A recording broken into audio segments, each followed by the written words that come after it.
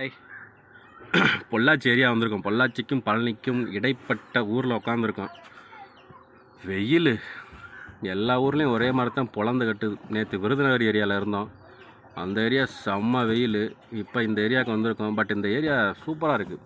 நல்லா ஆடு மாடு கட்டுற இடம், வயல்வெளிகள் எல்லாமே பக்காவாக பயங்கரமாக இருக்குது. நல்லா இருக்குது.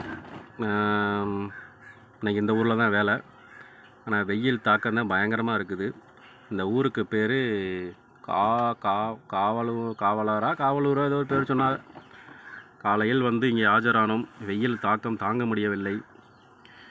முடி இருக்கு எனக்கே, இப்படி முடி இல்லாதவங்க பார்த்துக்குங்க. என்னண்ணே, ஒன்றும் இல்லை வாழ்க்கையை பற்றி சொல்லிக்கிட்டு இருக்கேன். நீங்கள் என்ன நினைக்கிறீங்க? நீங்கள் சொல்லுங்கள். சொல்லிடும்ல. சொல்லுங்கள். ரொம்ப வாழ்க்கையில் நொந்ததோட இந்த வெயிலால் நொந்தது தான் பெருசு. மீண்டும் உங்களை அடுத்த ஊரில் சந்திக்கிறேன்.